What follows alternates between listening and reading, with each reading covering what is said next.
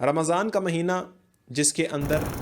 اللہ سبحانہ و تعالیٰ کی یہ مقدس کتاب قرآن پاک نازل ہوا، تم میں سے کوئی رمضان پائے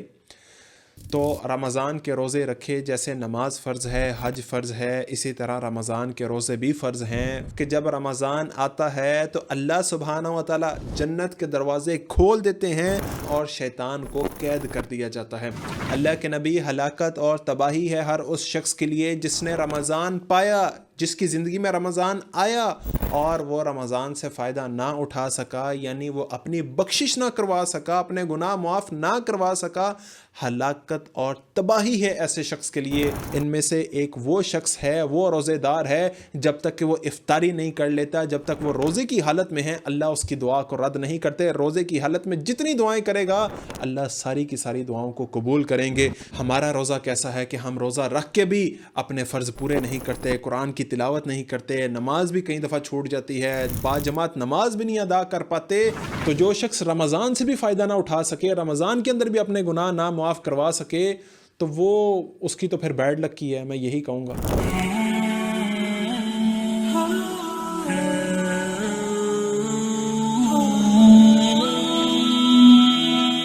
نحمدہ و نصلی علی رسولہ الکریم، اما بعد، فاعوذ باللہ من الشیطان الرجیم، بسم اللہ الرحمن الرحیم۔ شہر رمضان الذی انزل فیہ القرآن ھدی للناس وبینات من الھدی والفرقان فمن شہد منکم الشہر فلیصم۔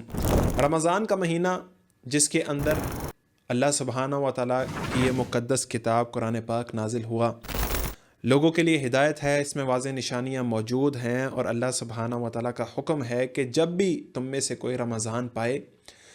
تو رمضان کے روزے رکھے۔ جیسے نماز فرض ہے، حج فرض ہے، اسی طرح رمضان کے روزے بھی فرض ہیں۔ 5 پلرز آف اسلام، ان میں سے ایک پلر یہ ہے رمضان کے روزے۔ اور اللہ کے نبی صلی اللہ علیہ وآلہ وسلم نے ارشاد فرمایا، اذا جاء رمضان فتحت ابواب الجنہ، کہ جب رمضان آتا ہے تو اللہ سبحانہ و تعالیٰ جنت کے دروازے کھول دیتے ہیں، وَأَلْقَتُ أَبْوَابُ النَّارِ، اور دوزخ کے دروازے بند کر دیے جاتے ہیں، وَصُفْدَتِ الشَّيْطَانِ، اور شیطان کو قید کر دیا جاتا ہے۔ یعنی یہ اللہ سبحانہ و تعالیٰ کی رحمتوں والا مہینہ ہے کہ جو کوئی شخص توبہ کرنا چاہے اس کے لیے اپرچونٹی ہے کہ وہ توبہ کر کے جنت کو کما سکتا ہے، دوزخ سے آزادی اپنی کروا سکتا ہے، اور شیطان قید ہے۔ کل قیامت کے دن انسان اللہ سبحانہ و تعالیٰ کے سامنے جب کھڑا ہوگا تو وہ یہ نہیں کہے گا کہ اللہ مجھے شیطان نے ورگلا دیا، میں ڈی ٹریک ہو گئے، شیطان نے یہ کر دیا وہ کر دیا۔ تو اللہ سبحانہ و تعالیٰ اس وقت یہ سوال بھی کر سکتے ہیں کہ رمضان میں تو شیطان قید تھا،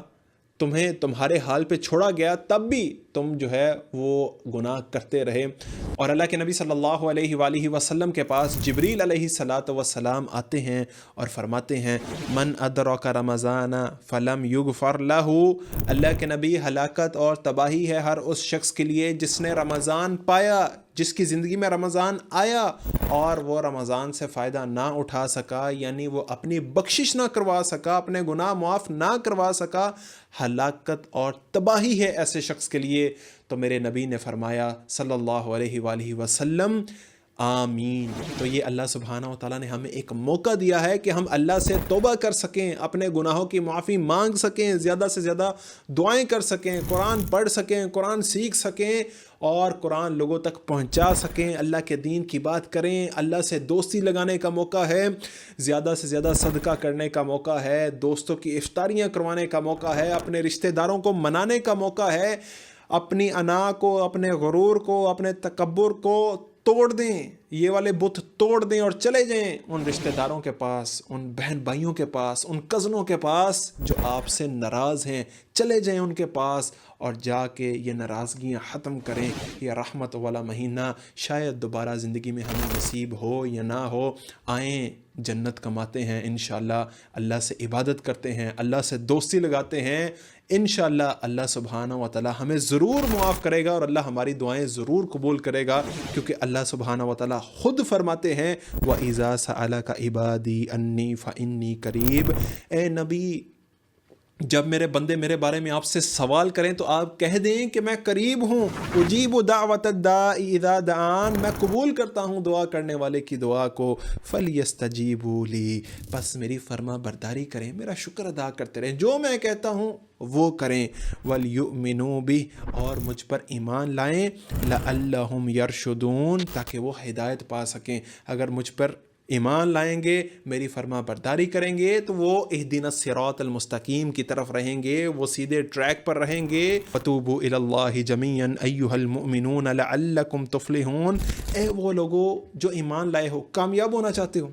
کامیابی اس میں ہے کہ تم اللہ سے توبہ استغفار کرو، اور یہ مہینہ تو رحمتوں والا مہینہ ہے، توبہ کا مہینہ ہے، جنت کمانے کا مہینہ ہے، جنت کے دروازے کھلے ہیں، جہنم کے دروازے بند ہیں، شیطان قید ہے، اور کیا چاہیے بھائی؟ تو آئیں پھر کمائیں جنت، کریں اللہ سے دوستی، کریں اللہ کی عبادت، کریں اللہ کا ذکر، پڑھیں قرآن، قیام کریں، سجدے میں گر جائیں، لمبے لمبے سجدے کریں، رشتہ داروں کو منا لیں، اپنا اخلاق اچھا کر لیں، اور اللہ سے دعا کریں کہ اللہ شیطان یہ جو ہمارا دشمن ہے، جیسے رمضان کے اندر تو ہمارا دل اپنی مسجدوں میں لگا دیتا ہے، قرآن کے ساتھ لگا دیتا ہے، روزوں کے ساتھ لگا دیتا ہے، اللہ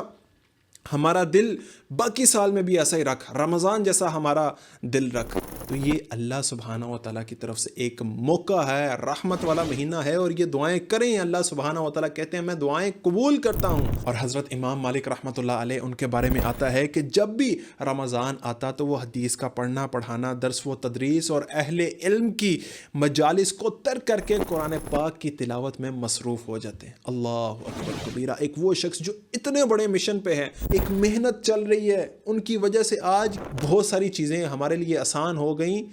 تو وہ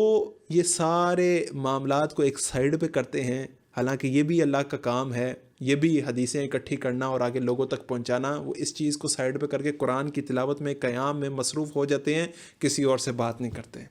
یہ وہ رسپیکٹ دیتے تھے، عزت کرتے تھے رمضان کے مہینے کی۔ اللہ کے نبی صلی اللہ علیہ وآلہ وسلم ایک قبر کے پاس سے گزرتے ہیں اور سوال کرتے ہیں یہ کس شخص کی قبر ہے؟ تو صحابہ رضی اللہ عنہم جواب دیتے ہیں کہ اللہ کے نبی فلاں فلاں شخص کی۔ تو اللہ کے نبی اس شخص کی قبر پہ کھڑے ہو کے یہ فرماتے ہیں رکعتان احب الی ھذا من بقیۃ دنیاکم، اس مرنے والے کی 2 رکعتیں تمہاری باقی دنیا اور دنیا کی تمام چیزوں سے زیادہ محبوب ہیں، 2 ہلکی سی رکعتیں جنہیں تم معمولی سمجھتے ہوئے نظر انداز کر دیتے ہو۔ اللہ اکبر و کبیرہ، اگر آج اس شخص کو دوبارہ موقع ملے، وہ ساری دنیا کے خزانوں کو، دنیا کے معاملات کو، ہر چیز کو وہ ایک طرف کرے، سب سے پہلے وہ 2 رکعت نماز ادا کریں۔ کیوں؟ کیونکہ اب اس کو آئیڈیا ہو گیا ہے کہ اس کی فضیلت کیا ہے۔ اور صحابہ رضی اللہ عنہم کے نزدیک رمضان کی راتوں کی اہمیت کا اندازہ اس حدیث سے لگایا جا سکتا ہے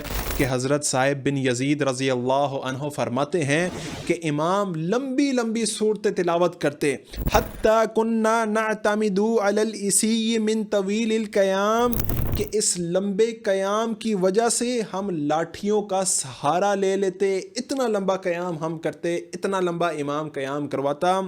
وما کننا ننصرف الا فی فروع الفجر، اور ہم فجر کے وقت اپنے گھروں کی طرف واپس جاتے، یعنی سحری کے وقت اپنے گھروں کو واپس لوٹتے، اتنے لمبے قیام کرتے ہیں۔ اور اللہ کے نبی صلی اللہ علیہ وآلہ وسلم نے ارشاد فرمایا لیس الصیام من الاکل والشرب، کہ روزہ کھانے پینے سے رک جانے کا نام نہیں ہے، بلکہ فرمایا انما الصیام من اللغو والرفث،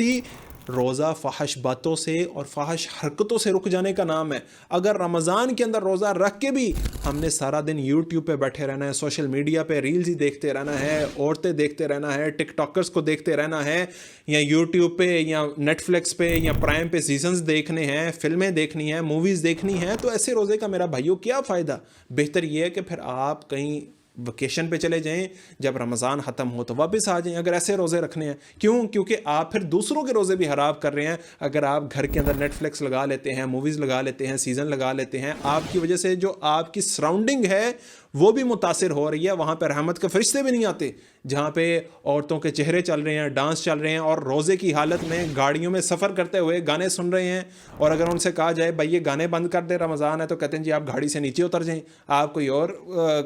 کسی اور کے ساتھ چلے جائیں۔ مطلب اس قسم کی باتیں، اگر ایسے روزے رکھنے ہیں تو بہتر یہ کہ آپ نہ رکھیں۔ تو یہ رمضان عبادتوں کا مہینہ ہے، اللہ کے ذکر کا مہینہ ہے، قرآن کا مہینہ ہے، زیادہ سے زیادہ دعائیں کریں۔ اللہ کے نبی صلی اللہ علیہ وآلہ وسلم نے ارشاد فرمایا ثلاثۃ لا ترد دعوتهم، 3 لوگ ایسے ہیں جن کی دعا اللہ سبحانہ و تعالیٰ رد نہیں کرتے۔ ان میں سے ایک وہ شخص ہے، وہ روزے دار ہے، جب تک کہ وہ افطاری نہیں کر لیتا، جب تک وہ روزے کی حالت میں ہے، اللہ اس کی دعا کو رد نہیں کرتے۔ روزے کی حالت میں جتنی دعائیں کرے گا اللہ ساری کی ساری دعاؤں کو قبول کریں گے۔ دوسرا نیک حکمران، اور تیسرا مظلوم، یعنی مظلوم کی دعا کو بھی اللہ سبحانہ و تعالیٰ رد نہیں کرتے۔ اور سارا دن بھوکے رہنے کی وجہ سے جو ایک اسمیل لگتی ہے منہ سے، اللہ کے نبی صلی اللہ علیہ وآلہ وسلم نے جو منہ سے آنے والی بو ہے روزے کی وجہ سے، اس کے بارے میں قسم کھا لی، فرمایا والذی نفسی بیدی، اس ذات کی قسم جس کے ہاتھ میں میری جان ہے،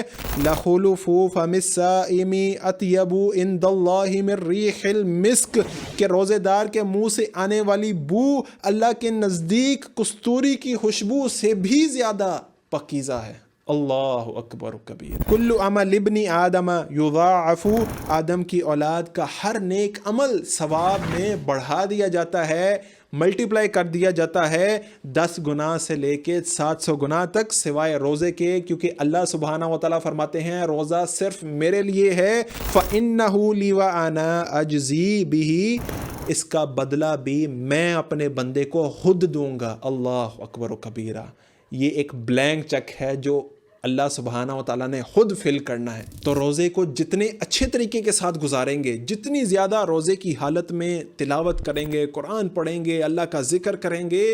اتنا زیادہ یہ چیک بھرا جائے گا۔ اور یہ بھرنے والا کون ہے؟ اللہ سبحانہ و تعالیٰ۔ اللہ اکبر و کبیرہ۔ تو اپنے روزے کی حفاظت بھی کیا کریں۔ حضرت ابو ہریرہ رضی اللہ عنہ فرماتے ہیں انہ کان واصحابہ اذا صاموا قعدوا فی المسجد، کہ جب آپ صلی اللہ علیہ وآلہ وسلم اور صحابہ رضی اللہ عنہم روزہ رکھتے تو وہ مسجد میں ہی بیٹھے رہتے، وقالوا نطہر صیامنا، تاکہ وہ اپنے روزے کی حفاظت کر سکیں۔ ان کو یہ تھا کہ ہم باہر جائیں گے، لوگوں سے بات چیت کرنی پڑے گی، وہ اس بات کو بھی اوائڈ کرتے، وہ سارا دن قرآن پڑھتے، اللہ کا ذکر کرتے رہتے، سارا دن سارا روزہ اسی طرح گزار دیتے۔ ہمارا روزہ کیسا ہے کہ ہم روزہ رکھ کے بھی اپنے فرض پورے نہیں کرتے، قرآن کی تلاوت نہیں کرتے، نماز بھی کئی دفعہ چھوٹ جاتی ہے، باجماعت نماز بھی نہیں ادا کر پاتے، اللہ کا ذکر نہیں کرتے، اور معاملات کو ویسے ہی چلاتے ہیں، ویسے ہی فراڈ اور ویسے ہی غیبت کرتے ہیں، چگلیاں کرتے ہیں، بہتان لگا دیتے ہیں، سارا دن سیاسی باتیں، اور سارا دن سوشل میڈیا پہ گزر جاتا ہے،